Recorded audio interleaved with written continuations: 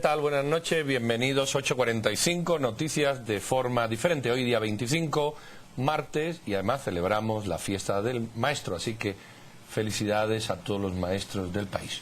Vamos a abordar dos temas de discusión y análisis. El primero, de alguna manera, es obligado. Hoy se ha conocido cómo la Sala Tercera de Apelaciones dejaba sin efecto la orden internacional de captura del expresidente Serrano Elías. Únicamente han pasado 20 años para que esto ocurra. Vamos a analizar el impacto que puede tener esta resolución, los amparos o apelaciones que puede haber y sobre todo el análisis de la decisión de la Sala de Apelaciones. Para ello, además de nuestra compañera Ana Lucía Mazariegos, que hoy presenta el noticiero con un servidor, tenemos a dos abogados. Estuardo Oliva, abogado penalista. Estuardo, buenas noches. Y Mario Fuentes de Estará, abogado constitucionalista. Buenas noches. Señores, bienvenidos. Gracias. Bienvenido. Yo creo que la primera pregunta es obligada. 20 años para que haya una sentencia. ¿Qué valoración rápida podemos hacer? Bueno, fundamentalmente lo que está ocurriendo es que una sala de la Corte de Apelaciones Penal, a través de una actividad procesal defectuosa,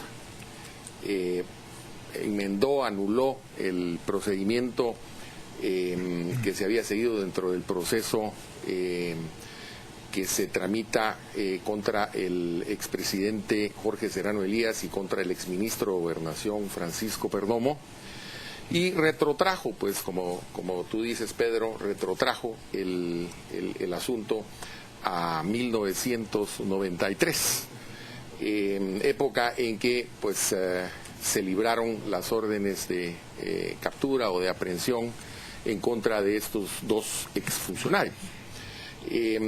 Pues ha causado pues un shock, un gran impacto a nivel de la opinión pública, dado que, bueno, ¿en qué quedó todo esto? Pues si se anulan órdenes de detención, de captura en contra de esos exfuncionarios a estas alturas, 20 años después. Y lo peor aún es que se manosea la cuestión del antejuicio, el derecho de antejuicio, que como se sabe, el derecho de antejuicio pues es un procedimiento que es inherente al ejercicio de un cargo público. O sea, tiene que existir un cargo público para que exista esta inmunidad, y por medio del cual pues un tribunal previo o un órgano previo establece si hay lugar o no a formación de causa penal en contra de un funcionario público. En este caso, pues, tanto Serrano como el señor Perdomo, pues ya no eran funcionarios públicos, porque incluso se fueron del país, y eso consta en una resolución de la Corte de Constitucionalidad, que incluso inició el procedimiento de sustitución de Jorge Serrano Elías por el Congreso de la República, después de que él abandonó el cargo. Y él mismo en su libro expresa que efectivamente vino un avión de El Salvador y pues que se fue del país. Entonces, ¿cómo podemos hablar de un antejuicio a estas alturas si Jorge Serrano Elías pues dejó de ser funcionario público desde el 1 de junio de 1993? Yo creo que es totalmente improcedente, creo que suena a burla a la ciudadanía, y definitivamente pues esto debe en todo caso resolverse o digamos revertirse a través de un amparo que pudiera presentarse ante la Corte Suprema de Justicia y que después se pueda apelar ante la Corte de Constitucionalidad. Ahora, señor Oliva, al momento en que el sindicato llega a presentar la actividad procesal defectuosa desde el año 1993, llama la atención que, y esa también forma parte de una de las consideraciones del magistrado suplente de este tribunal, que no llega a presentarse cuáles fueron los derechos que a criterio de la defensa se le violentaron al expresidente de Guatemala, sino que únicamente se señala precisamente se me violentó el proceso. Ante esto y ante esta consideración que hace uno de los magistrados suplentes, ¿podría decirse que el argumento de los demás magistrados es válido, es legal, es correcto? ¿Cómo lo calificaría? Bueno, gracias. Yo considero que el argumento fuerte de la defensa es que en apariencia se violentó el derecho de defensa del señor Serrano Elías, del señor Perdomo, por el hecho de que en el momento, en status quo, retrotraernos a ese año, a él se le vio haber agotado el antejuicio previamente, antes de poderlo señalar de hechos contra el orden constitucional. La integración de la sala, tengo entendido que hubo excusa de algunos magistrados y fue integrada legalmente, que sí se puede, permite la ley, poder integrarse con suplentes, pero tengo entendido que también hubo uno que razonó su voto. Es decir, que no fue unánime la resolución. Yo considero que más de hablar de validez de la norma porque es una norma individualizada, todo fallo es una norma individualizada, tenemos que hablar si es procedente, si es procesalmente admisible tal disposición.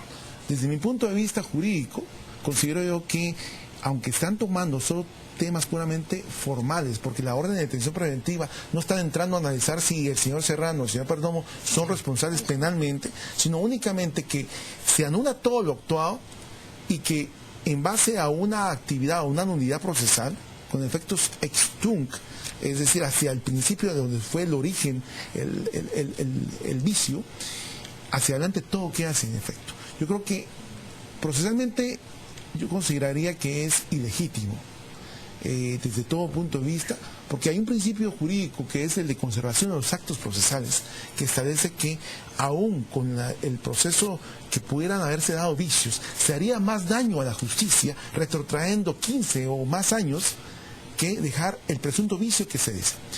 Y por último, hay que tomar en cuenta que ahora el reclamante de esos vicios fue el que propició estos vicios, porque rompió el orden constitucional.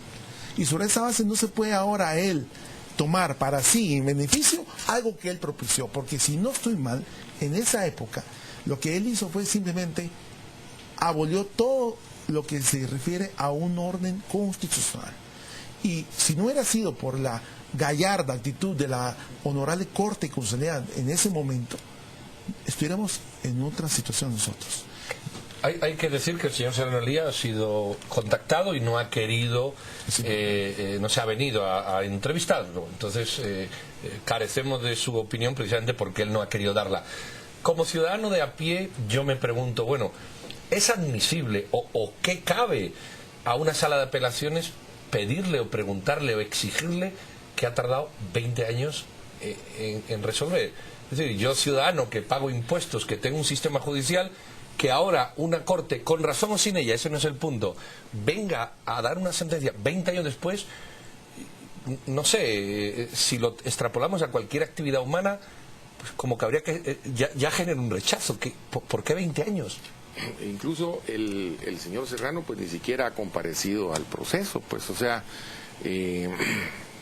esto suena verdaderamente a una cosa, realmente un surrealismo, ¿verdad? De que, sin ni siquiera comparecer al proceso penal, porque él se encuentra pues fuera del territorio nacional, se encuentra en Panamá, pues indudablemente esto para las personas de a pie, pues ¿cómo es posible esto? Que es kafkiano, ahora órdenes de captura internacional, incluso hasta para el prestigio del país frente a la comunidad internacional, porque son órdenes de captura internacional, que ahora venga un tribunal 20 años después ante una gestión de una actividad procesal defectuosa, asumiendo que se violó el debido proceso y el derecho de defensa del señor Serrano y el señor Perdomo, pues que se anule todo lo actuado y que queden sin efecto las órdenes de captura o órdenes de aprehensión de carácter internacional. O sea que